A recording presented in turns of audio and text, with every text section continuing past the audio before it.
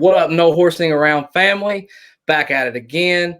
After that horrible loss to the Ravens. We're not over it yet, but we thought the best way to kind of get that out of our system and flush it down was to start talking about this week's matchup. And we're going to talk about the Texans game this week. And we're so excited. We have Jordan from Texans Thoughts on the stream with us today. We're just super excited to get his perspective, how he feels about, the current state of the Texans. We'll just go back and forth. We'll talk about offense, defense, current events. Might even ask a draft question to Jordan later on down the road and see where his head is, because I know they're going to be eyeing a quarterback as the year goes on. As always, I'm Zach Boyd, Stephen Burton.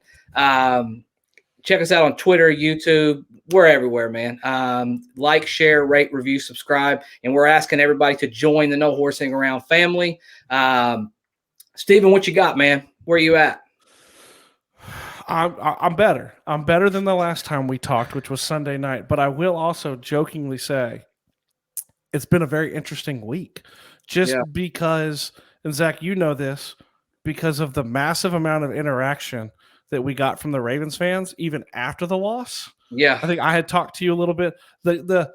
I've laughed. Jordan, I don't know if you know, I made a 30-second, probably 30-second at most comment about Lamar Jackson in a 12-minute video. Okay. And the Lamar fanboys came after me hard all week.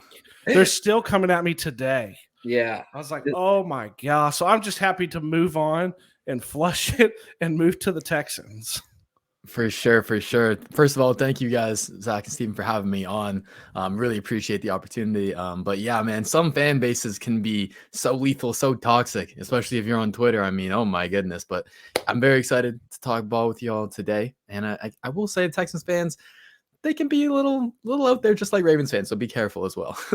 Absolutely, man. So what we do on this all the time, we just jump right in. And we'll just start off by asking you, I think I know the answer to this question, but I'll give you the opportunity to answer. How do you feel about your football team as we sit here right now? We record this podcast live on a Wednesday evening. I think overall it's a season where, it's a rebuilding season. So expectations already were not set too high, but I think what I've seen through these first 5 weeks have kind of exceeded my expectations in some areas in terms of this team, with the fact that they are a bit more competitive than all the quote unquote experts thought we would be. I know we're sitting at 1-4, not a great record overall, but no one was expecting this team to realistically contend for the playoffs. And so what I wanted to see is a change in culture, because in the previous regime, Bill O'Brien, it was as low as it could possibly go. He had lost the locker room. Veterans didn't care about him. No one wanted to play for him. And so when you're ushering in a new regime, all you really want to see is that buy-in. We know the talent really isn't there to be a playoff team, be a Super Bowl contender. We know that. It's going to take years to build that. But we want to set the foundation, and I think we have so far. And so that's why I'm a bit happier with how the Houston Texans season has started so far. Yeah, so you brought up something, and I had a question in my head, but you brought up something that I was curious to get your take on it. You brought up Bill O'Brien. Mm-hmm. And kind of last year and kind of losing that locker room. And from a distance, I've always been curious. Do you feel like this is so off the wall question, but did he lose the locker room because of the moves he made as a GM and less of because of what he did as a coach? Because he wasn't horrible as a coach. Yeah. He was probably the worst GM in the league. Yeah, sorry. I think it was definitely a combination of both those factors. You're absolutely right. 31 other GMs in the league are much better than Bill O'Brien was at his job. And overall, the guy had a solid record as a head coach. But I think with how much that job is in terms of managing personalities and relationships, that's such an important aspect of it, right? And so Bill O'Brien himself was this is going to sound very mean, but he was an egotistical type of person. He was it's my way or it's the highway, and you better get behind it or else I'm going to scream at your ass to do it my way. So he was not someone who is going to talk and listen and hear players out. And so I think when you're winning, that's okay. The players will kind of get behind that. But when you're losing in a down year and you're also the one responsible for putting this team together, it's very, very difficult for the players to still buy in and still get behind his shtick, really. And it had been, 6 years of the same Bill O'Brien. He had never progressed as like a personality type of guy. And so I think that was the main reason why he lost the locker room, to be honest. Okay. So before we hop into the matchup, I just had one more quick question for you, Jordan, while you're on here. Where are you at with how they handled the Deshaun Watson debacle? I mean, this thing went from, one day Deshaun Watson not wanting to play for this team to the next day one girl comes out and then another. We don't get super political on here, but I just want to know where are you at with the Deshaun Watson, how they've handled it to this point? How do you feel as a Texans fan that they're doing right now with that? Yeah, I think this offseason was pretty much as bad as it could get in terms of like PR type of mess, that sort of stuff. And us as Texans fans used to always complain that, oh, no, the media never talks about us. They don't care about us. And then this offseason, they're all talking about us, but it's all negative stuff. So it was horrible to have to endure. But I think in terms of how Nick Caserio, the GM, has handled this, really, he's been the head guy to lead this office. I think he's done pretty well. He's done what he can because there's a lot of external pressure to make this trade for Deshaun Watson, coming from his agent, coming from just the situation that this team is a rebuilding team, and the fan base is kind of upset.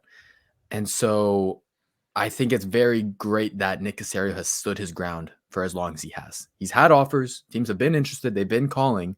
But with the allegations not being figured out right now, we're just not going to get maximum draft capital in return, what Deshaun Watson is actually worth in return, if we make a trade right now. So he has to stand his ground, wait for the allegations to figure themselves out, probably by the end of the season, and then you can make the trade, because this is probably his biggest test that he'll have as a GM, and he can't fail it, because this is what is going to really spark our rebuild, really give us the draft capital that we need to turn around this team. So he needs to make sure he milks out every single asset that he possibly can. And so as of now, him standing strong, I'm happy with it. I think that's the right move to do. He's got to wait for it all, the allegations to be figured out. End of the season, that's the time to make the trade. So overall, I'm pretty happy with how he's done. Yeah, Zach stole that. That was the one I had in my head. I think you can't talk Texans and not at least be curious of what everyone's feeling in Houston with everything going on with him. Like you said, we've never gotten like super in the weeds with it. I'm sure you may have occasionally because of kind of the audience. But so putting that aside, looking at the matchup. So kind of what we do, we always try to go like defense to the offense, offense to the defense, players, things like that. So I'm kind of curious. How do you see? Let's start kind of with the Texans' offense against the Colts' defense. How do you see that matchup? Is it a good matchup for kind of what the Texans look to do? Is it a poor matchup because of maybe what they would like to try to do? Where do you sit with that? How does that look for you? Yeah, so looking at the numbers, so I'll start with like in terms of our like offensive philosophy, we are a run first, run second, like run third type of team. Like we have to get the run game going. That's the identity that David Culley wants to bring over from the Ravens. And it makes sense because of the personnel that we have right now. Don't have a great quarterback, don't have great receiving weapons, but we have these 4 veteran running backs that we want to get involved in and make it easier on Tyrod Taylor / Davis Mills, whoever's playing quarterback. So that's our philosophy. And that is a big reason as to why I'm not super optimistic on our offensive matchup, because the Colts, that's what your all's defense's strength is, right? Stopping the run. And so I was looking at the numbers. I'm not a big stats guy, but the one thing I will look to is Football Outsiders DVOA metric. And so you guys, it says your rush defense is second in the entire league in terms of DVOA. So that gave me a little heart attack right there, knowing that, because I know that if this team's run game does not work out, our pass game can't carry it. It just can't. We don't have the quarterback for that. We don't have the weapons for that. So it's been inefficient all year. Our rush offensive DVOA is literally last in the league. So I'm not expecting that to improve whatsoever versus the Colts.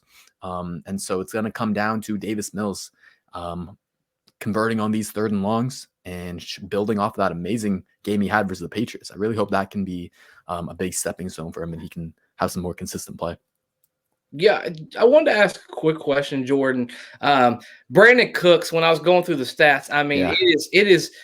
I mean, if you're a fantasy football owner, you got to love it, because, I mean, the guy is getting, I mean, especially with Davis Mills, he's getting double-digit targets he just throws it to him every time. I mean, it's unbelievable. Like you mentioned earlier, they're going to want to try to establish that run game with Mark Ingram and throw the ball to Brandon Cooks. And then whatever else happens during that game is just going to happen. But they seem like they have some sort of a connection as we speak right now.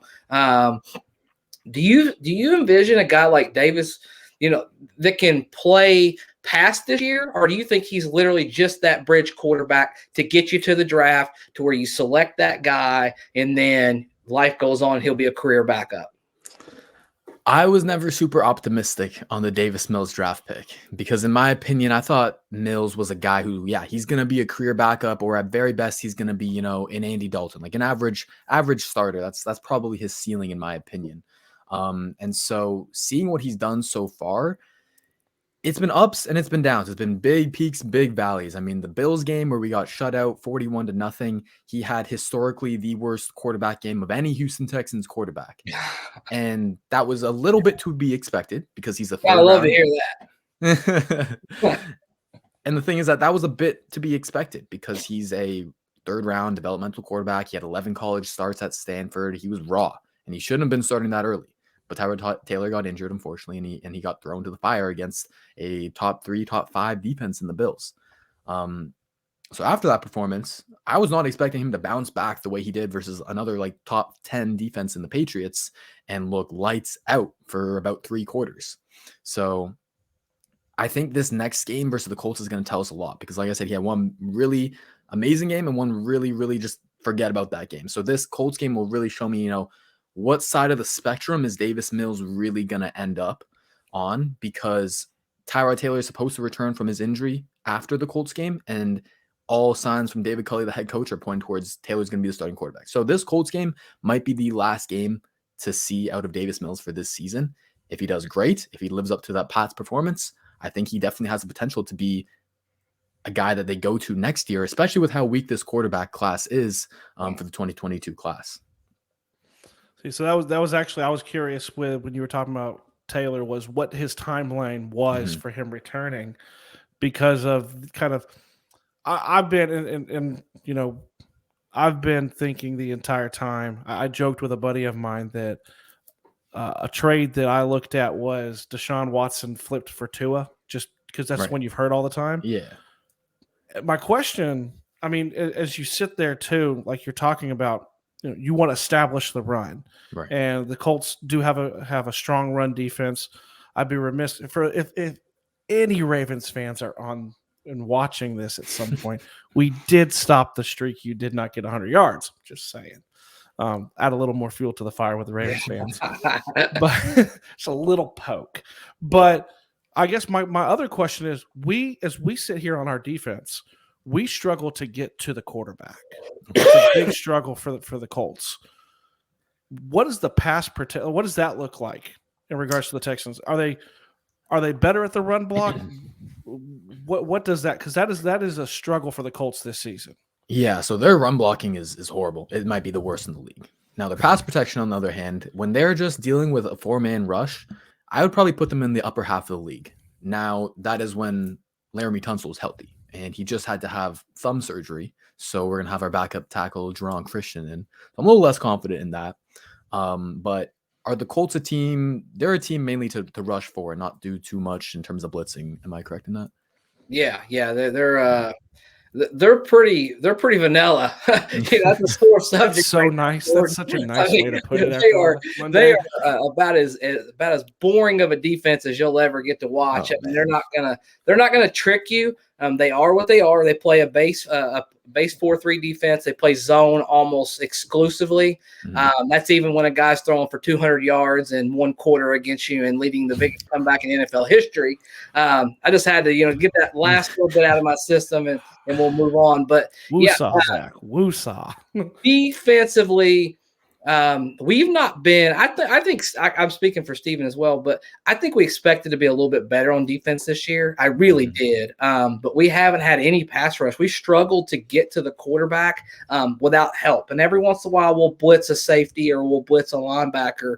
But getting there just with our front four, not been good, man. I mean, it's just not been good. So, when we get there too, Zach, when we get there, not to jump in, we don't. It's our edges that don't get there. It tends to be a DeForest Buckner, an Al-Qadim Mohammed, or a why am I spacing? I completely spaced for a second. Grover Stewart, Big Grove.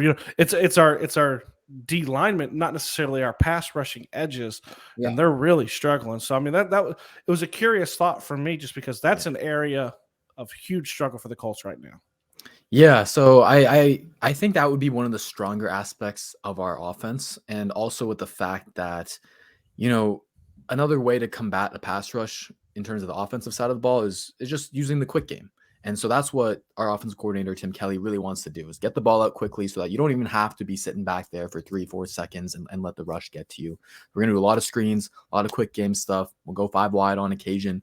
And the thing that is making me feel better about you guys saying that the pass rush with the Colts is not that strong is because Davis Mills, like most rookie quarterbacks, really, really struggles when he's under pressure. When he's in a clean pocket, he'll make his reads. He'll get it out quickly. He'll get it out accurately. When he's under pressure, oh my goodness, he shouldn't be in the league. He looks like an XFL quarterback. So it makes me really, really more confident to hear that the pass rush is struggling a bit this year, man. Yeah, man. Let's flip over to offense. I want to talk a little bit about you guys' defense as well. Big news for Colts fans. Ty has had a Ty sighting today at practice, just in time for a possible, Houston Texans reunion. And we all know how T.Y. Hilton loves playing against the Houston Texans. Yeah. I mean, this guy here is just, he's had a career against the Houston Texans, but we're excited. I want to temper expectations with Colts Nation though, because I don't think he'll play this weekend. I don't know how you feel about it, Steven. I think it's more about getting his body acclimated and getting him actually ready for next week against San Francisco. Maybe he plays, maybe he doesn't. But I think we needed a morale booster after the way we lost on Sunday. Just having him out there and being around everybody, laughing and joking, and having a veteran voice out there on the field. I think that was pretty important, moving forward, because this could be a real rough thing if you go into this game and you don't play a good football game and you get beat by, no offense, but if you get beat by the Houston Texans, now you might be in tank mode. I don't know. I mean, you're 1-5 and the season is effectively over. So right. What do you got for Steven? No, I was gonna say I agree with you with the TY. I mean, I think if he can find a way to play, this is the game he had circled just because of his history with the Texans. But I hadn't thought of what you said. I love that. TY is such a team guy. Like, coming back, #bring TY home, all that stuff. The love that he felt from Indy. I could see it being a very savvy move on his part to get himself on the practice field to give him a morale boost. But like looking at that too, as like with TY, we've had Michael Pittman Jr., who's looked a little bit better. We've had, Big Mo has looked a lot better. Mo Alley Cox has kind of really come, that big body receiver. And Carson, my humble opinion, I think me and Zach talked about this too, is that he looked definitely the best he's looked all year. I think he's looked the best he's looked 2 years in the Ravens game. He looks fully healthy.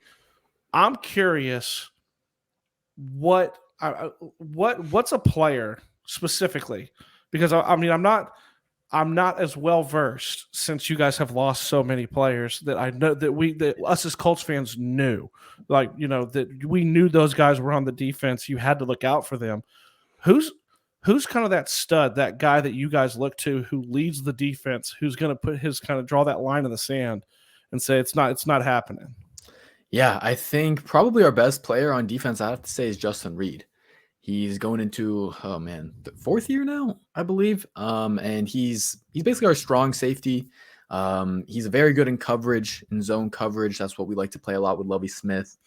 He's a pretty sure tackler, and he's definitely that leader, that communicator of that secondary and that entire defense. And he's the most disciplined guy out there. He's always going to be in the right position. He's really good at sniffing out screens, sniffing out misdirection and motion, all that stuff. So I think that's the guy to look out for sure. He has a few interceptions on the year. I'm going to figure out how many. I think he has 2 interceptions and like 2 forced fumbles, something like that. So he's trying to lead the charge of of Lovie Smith's love for turnovers. That's always been his philosophy. Get those turnovers. And I believe we're like top 5 in the league in turnovers. So it's been working out so far. So yeah, Justin Reed probably the first name to look out for. What about your linebackers? I'm just going through here. And I don't know what the health is and availability is, but looks like Cunningham, Kirksey and King, or Cunningham and Kirksey, 41 and 31 tackles so far this year. That seems pretty active over, 5-game span. Yeah, I think our linebackers, I wouldn't call them the strength of the team. I think they're the types of guys like that are going to clean up the mess in front of them, but they're not big time playmakers like a Darius Leonard. They're not dynamic in that sense. Like they need the defensive line to keep them unblocked, and then they can go rally and make the tackle. Our run defense this year, I believe, is not too hot. Let me see where it is. 30th in DVOA. So these linebackers, like they have high tackle numbers, but I think where they really get exposed is in terms of coverage. And with Lovie Smith's Tampa 2, they really place a lot of stress on these linebackers to be athletic, to be aware about route combinations. And those two in particular, Kirksey and Cunningham, have struggled with that a bit. I think if there's one linebacker for you guys to look out, it's Cameron Grugier-Hill, who's a new addition for us. I didn't think much of the signing. I thought he was just a special teams guy. He's been with the Dolphins. He's been with the Eagles, kind of bounced around a lot. And he seemed to really found a home here where every game he's going to make a splash tackle for loss and just kind of make that exciting play to get momentum behind the defense. So I think he'd probably be the guy to look out for. Interesting. I like that. I'd be lying if I didn't say I'm kind of partial to Cunningham. I live in Tennessee, so I saw him play at Vandy. Yeah. He's got a motor. He's got a motor. He's someone I know in the years past in the matchups, he's made some plays here and there too. I mean, I'm not gonna lie, it worries me a little that the player you picked is in the secondary because we as if TY's not back, which we've all kind of said that we don't think he's going to play on Sunday. That's an area that for the Colts wise, the wide receivers has been a work in progress. I think that's we've had Michael Pittman has come along. Paris Campbell had his best game he's had, but it's a lot of unproven talent. And so there's been a lot of issues. So the best player that you singled out is a player going up against a unit that sometimes does worry me a little bit. Zach, I don't know how you feel about it. Yeah, I think that I think I'd be interested in knowing about the pass rush for the Texans. I haven't seen a lot out of that pass rush this year. But that being said, Pittman seems to be coming into his own. He seems to be getting that, building that great relationship with Carson Wentz. We saw him caught that, he caught that 50-50 ball, ripped that ball out of the air and then went in for that touchdown. So he and Carson Wentz seem to have a good connection. Wentz has kind of been by committee every single week other than Pittman. Pittman's been getting his lion's share. But you mentioned he went with Campbell last week. He's went to Zach Pascal in the red zone a lot. Mo Alley Cox has been a lot more active. Some weeks Jack Doyle is a little bit more active. He's even sprinkling in a little bit of Colin Granson. In this football game, I think this would be huge for us if we can get Nyheim Hines back on track. Like, I just feel like he needs to be more involved. He's that one guy in space that can catch the football and take a 3-yard gain and turn it into a 30 or 40 or 50-yard gain. He's just a special athlete.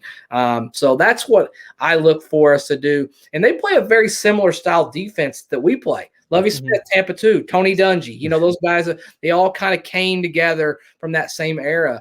So there's going to be some hot spots where we can have some open receivers. Just can we keep our quarterback upright, which we've struggled to do, other than that Ravens game. Jordan, how has your pass rush looked so far this year? Yeah, I wish I could say it was better, but it's not. We've been with Lovie Smith's principles of, play everyone's got to be playing fast. Everyone's going to put in 100% effort all the time, have a high motor and stuff. So they rotate their defensive line a lot. And so it's been kind of hard to have one guy to really stand out above the rest and, get in a good rhythm and be a potential like double-digit sack guy. Like, we don't have that type of guy.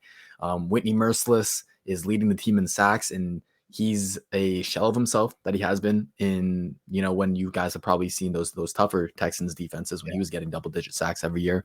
So I don't know. I'm not too confident. We have some youngsters in Jonathan Grenard He's a second-year player. He was out of Florida. And then my guy is Jacob Martin. He's kind of the designated pass rusher specialist. He's just a freak athlete.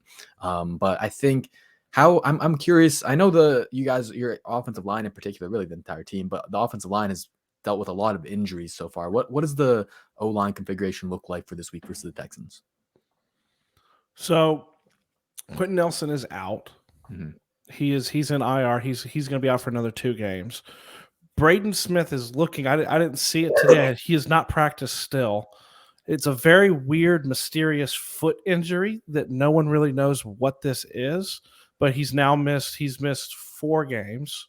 This will be his 4th. Isn't that right, Zach? He played game 1. This will be his 5th game because he's missed week 2, 3, 4, 5, and now 6. This would be his. Yeah, it's like they're not giving a lot of information about his foot. We don't really know anything. Yeah. So he's out. Eric Fisher is in, but he is still, obviously he's still working himself back from his Achilles. Thank God that, and Zach, and you can, I'll let you just, you can say it.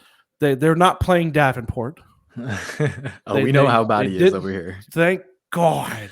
Bro, I mean, Julian Davenport, honest to God, should be like at Wingstop right now working. Like this dude should not near a field. I mean, come on, man, come on. You got to do better than that, right, Steven? Like you got to do better than that. We bought and Pryor looked good, right? Mm-hmm. Like in limited action, and I know he's going to face guys this year. Pryor, he really struggles against really, really great athletes. I know that's going to be his knock. But he looked pretty good. I think actually our offensive line looked the best they've looked all season long. Chris Reed, who's our backup, he looked amazing. I mean, if you'll go back and watch the film, he was constantly climbing to the second level against the Ravens, which was very encouraging for a guy who's replacing, our best offensive lineman. Ryan Kelly looked good. Eric Fisher has just struggled, man. I mean, he has really, really struggled on that left side, coming back from that Achilles injury. He rehabbed so fast and he got back by week 2. He's not been the same Eric Fisher that everybody saw in Kansas City. He gets beat every single game, whether it's getting pushed back into the quarterback or guys just beating him around the edge. So that's a place that you guys could expose us with Eric Fisher. And if you're going to do some blitzing, I would expect a lot to come on that side because he's really having trouble handling those players. Man, it's gonna be a crazy game because I'm gonna be there. I'm a season ticket holder, and I expect us to win. But I'm gonna be honest with you, I'm scared to death, man. Like I'm literally scared to death because of the way that that Mills play against New England Patriots, against a guy who is prototypically Bill Belichick. We all know rookie quarterbacks do not do well against Bill Belichick. I mean, just period. And what was it in that game that stood out to you? And did he just get into a great rhythm and he just got confident like a lot of quarterbacks get? Once they get going, everything is wide open. That's a big part of it. Mills is definitely a rhythm quarterback. He needs to hit his layups first, and then he can progress a little bit down the field and go take those shots. And another thing that I think was really evident is that the play calling was just on point. And the Patriots, they were a big man coverage heavy team. And so we were able to use rub routes really well and even some trick plays. Like we even threw a flea flicker in there at one point to really just confuse the defense, put them in conflicts of assignment and get big chunk plays. I think that was honestly another big part of it is that Davis Mills in his first 2.5 starts, he was missing on every single deep ball that he tried. And as an offense, you need that explosive element. You can't, most offenses, unless you're Tom Brady, you can't just nickel and dime your way down the entire field every single time and score, right? So now that we got that explosive element and they connected in that Pats game, I think that's what made everything so much easier because we couldn't just have that efficient. We had no run game. And so we were constantly in those like 3rd and longs, but we were able to get it because of those big completions. So I know you guys are more of a zone heavy team. And I know that in terms of our offensive game plan, we struggle a bit more to create easy looks for that, especially with Davis Mills and his reading of the defense. He's very good when he can read man and get it out in his first option. But in terms of zone and getting passes reads, you brought it up in the beginning. I mean, this guy wants to go to Brandon Cooks, his first, second, third, and fourth read every single time. So, I mean, I really hope we can build off that Pats game plan. I'm a little bit less optimistic than I think most Texans fans will be at this point, but I'm just excited, man, because like you said, it's going to be an interesting game. It's a divisional game, so anything can possibly happen. And I think the Texans could come out of here with the dub, to be honest. Yeah, I mean, and that's the thing too. Like when you're looking, like even when you're saying getting into rhythm, hitting his layups, like that's a to be honest, it's a nervous thing because we are. I mean, Rock Yassin, corner, Zach loves him. He's probably not. He's been the best corner. He has legitimately probably been the best corner on our team this year. He's probably not going to play. You know, it's trending that way. Xavier Rhodes is in concussion protocol. TJ Carey's on IR. Oh man. You know, Isaiah Rodgers was a little banged up coming out of the game last week. Our secondary is kind of banged up too, and that's not in the beginning. It's not a strong suit. So it's gonna. I think for the Colts at least, it's gonna come down to. You know, we've said it every week with a quarterback is you got to get home, make him uncomfortable. With a rookie quarterback, make him uncomfortable. You're going to have to hit him, knock him out of rhythm because it sounds like talking to you. If he can get into a little bit of a rhythm, we got a little bit of a problem. Mm-hmm. Yeah, definitely. Sorry, you go for a sec. Go ahead, Jordan. Your thought. I just wanted to kind of double back with as far as Davis Mills goes. Do you feel like he's developing a relationship with anybody other than Cooks up until this point, or it's kind of Cooks or Buster, or is he got anybody else he's developing any type of relationship at all? I think the sleeper name to throw out there is Chris Moore. And I mean, before we signed him, I never knew who the hell he was. He was a career special teamer for the Ravens. And I guess his connection with head coach David Culley, that's why he brought him over here. And everyone just predicted that he was going to be a special team guy. And he came over here. He took Will Fuller's number 15, and he's been producing like Will Fuller, like a big play machine. He had 2 big time catches for us last game. And he was the guy who all throughout preseason, it was clear that he had the best chemistry with Davis Mills. But then going to regular season, Tyrod's the quarterback, Chris Moore's on the practice squad. But then after we cut Anthony Miller, the slot wide receiver, we brought up Chris Moore, and he had a huge game versus the Patriots. So that's the guy that I honestly think Davis Mills has the most chemistry with, apart from Brandon Cooks. He's a big play guy, so he's definitely going to be dangerous with those injuries in the secondary. So we like I said, we normally do like offense, defense, offense, things like that.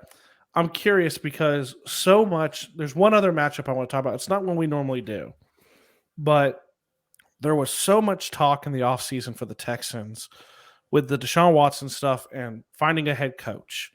And there was a lot of talk of Coley and how he was like the last person.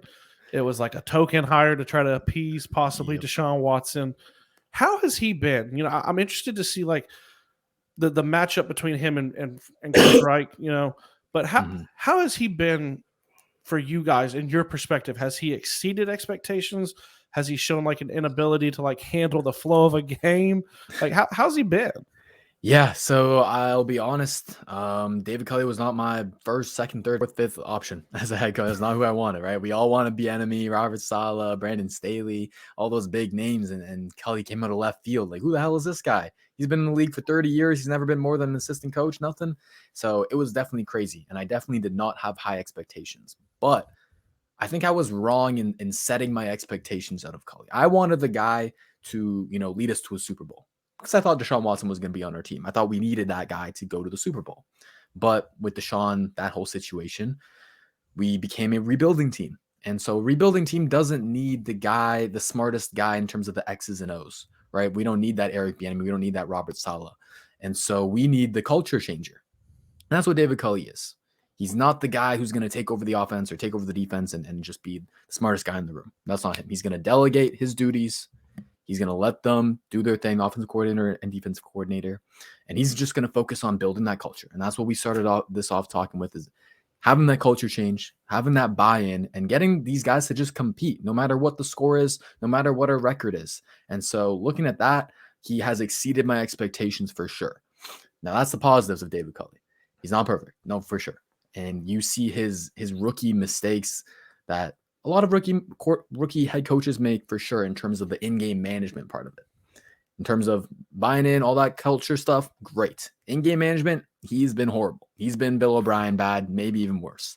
And part of that is to be expected out of rookie coach, but also it's just hard to watch. It's really hard to watch some of the in-game decisions he makes in terms of his fourth down decisions, in terms of kicking versus punting. I mean, he literally threw the game away versus the Patriots last week, and it hurt to watch. But overall, for what he's here to do, I think he's exceeded my expectations. But he's definitely going to make some in-game mistakes that the Colts can capitalize on.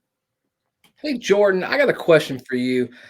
Where are you at with, I told you on Twitter the other day, I was going to ask you about this. Mm-hmm. This is not like a strong class for quarterbacks, right? Like this isn't, if you want to go get a quarterback this year, this really isn't a great year, honestly. I mean, I don't know that there's anyone in the class that I love. Where are you at as a Texans fan? Is there a guy out there that you have circled on your list saying, man, it'd be really nice to get this guy in here and let him kind of change this thing and turn it around for us? Yeah, I'm with you. I'm not 100% sold on anyone. I think this year, the two top guys that I have, circled in a pencil, no Sharpie or anything, no permanent marker, but in a pencil, it's Malik Willis out of Liberty and Matt Corral out of Ole Miss. Those are probably the two guys. And what I'm looking for in quarterbacks, it's always got to be ceiling. I'm not too worried about how raw you are coming out, but if you have the high ceiling because of your athleticism, because of your arm talent, because of your ability to make plays out of structure, that's what I'm really looking for. And I feel like those two guys are the best in the class at doing that. And they're guys that, we probably want to sit behind a veteran for half the season to an entire season, or let Mill show what he can do for half season to a season, because they're raw. They need that time. And I think that's how most of these quarterbacks honestly that's what they should get for the development. They should have patience. They should have time. They shouldn't be thrown to the wolves. Like we're seeing with Trevor Lawrence, Justin Fields, Zach Wilson. You throw them to the wolves. They don't have a good offensive line out there. They're going to struggle. They're going to throw multiple picks a game. And so I think with Willis and Corral, I would like them in the top 10 range. I don't know if I would pull the trigger on them at number 1 overall. I don't think so. Or even in the top 3. But if we get that second first-round draft pick from the potential Deshaun Watson trade, that's where I'd look to pull the trigger on one of those two quarterbacks. I like those. I like those. I like that. I do. A name that I'll tell you, there's only one other quarterback name that you didn't have that I do like. I do like Sam Howell out of UNC. Uh-huh. Big body, athletic. But I don't know where he sits. Zach's right. I mean, it's not. I think to start the year, you were hearing when you knew Deshaun wasn't going to play, Spencer Rattler, number 1 overall. Spencer Rattler's benched. Oh, transfer portal, bro. I mean, come on, man. He's not even starting anymore. So I mean, before we get to because I want to get your predictions for it too. Mm-hmm. I've got one other question, kind of just as a Texan fan, as a Texan content creator and things like that, is because I'm just curious. And we talked about it earlier, kind of how you felt they've handled the Deshaun Watson situation.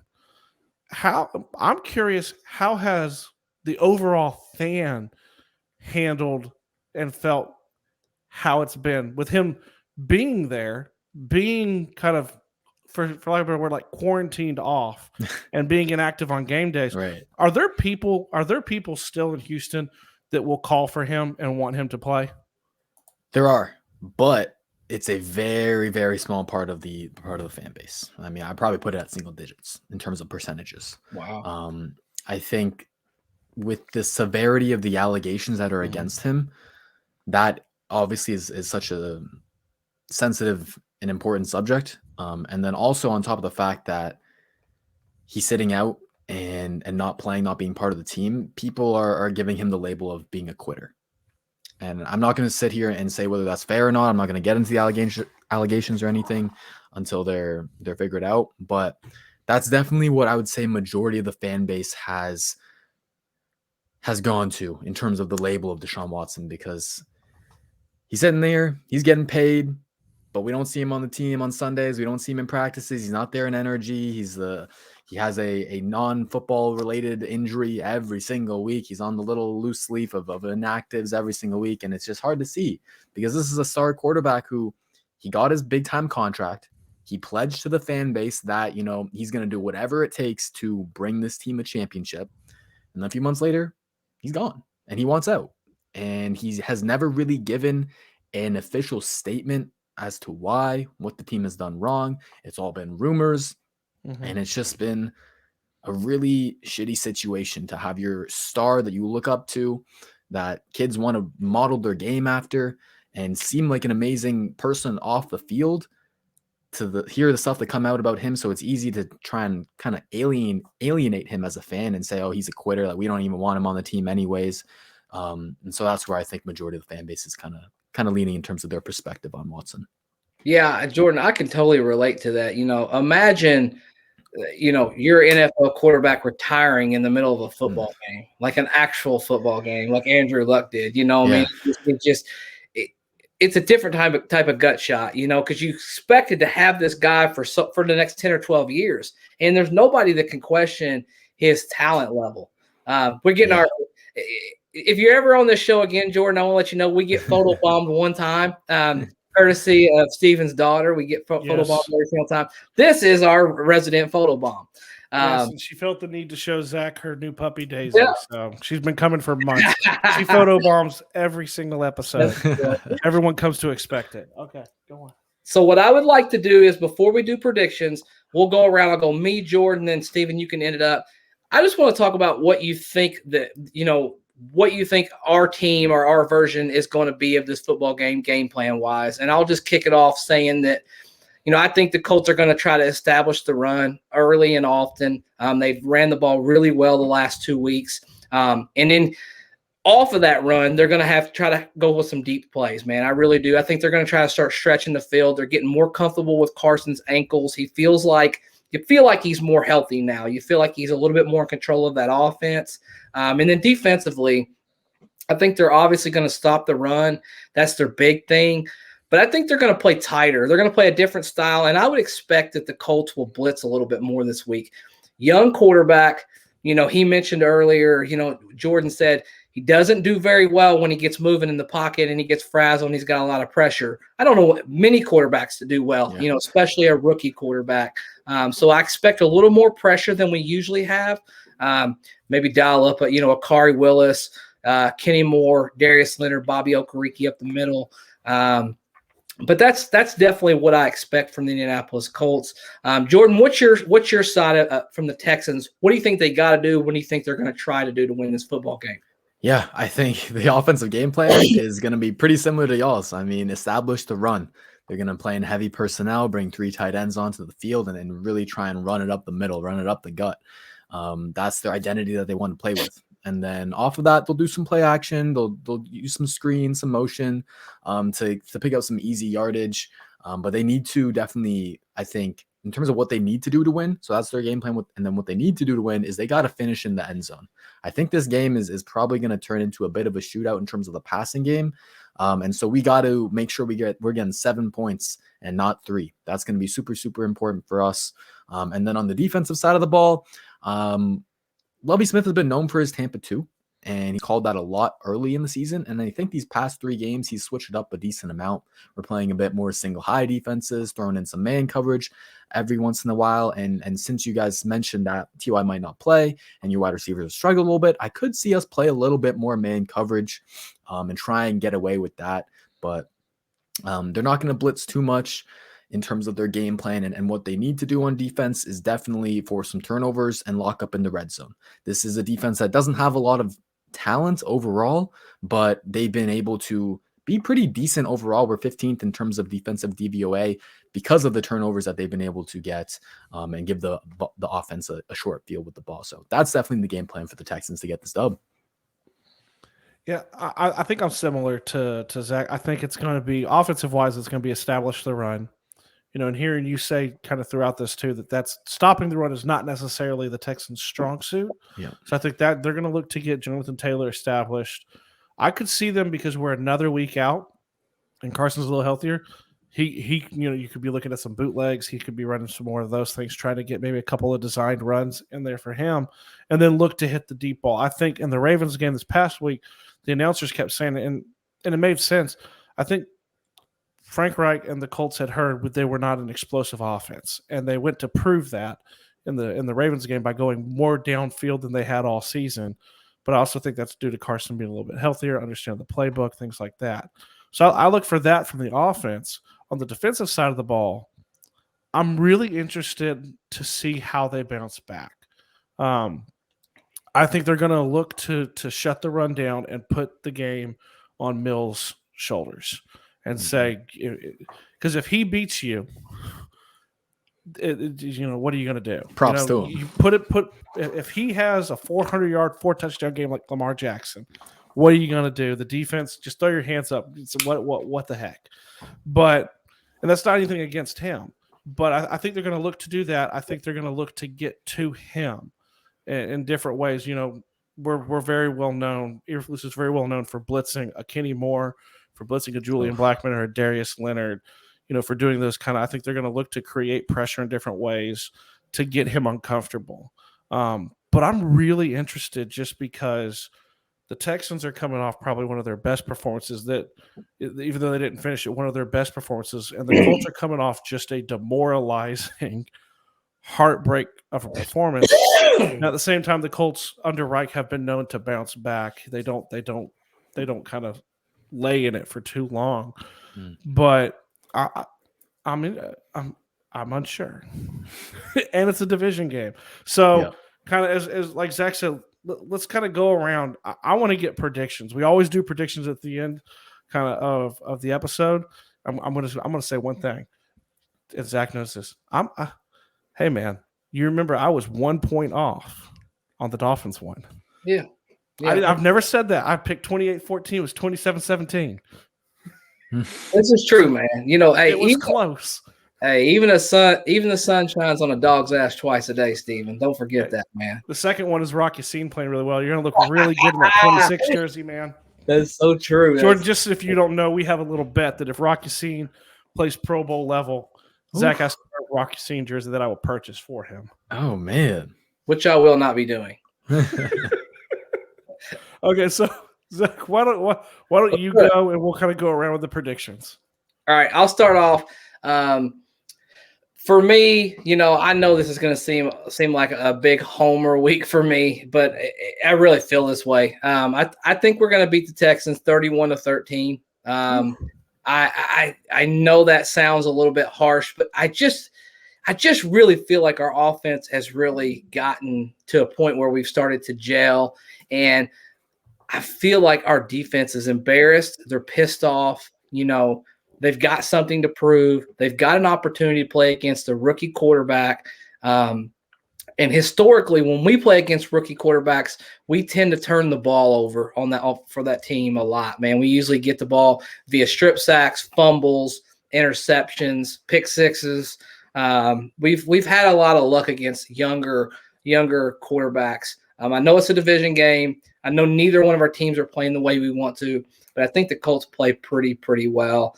Where you at, Jordan?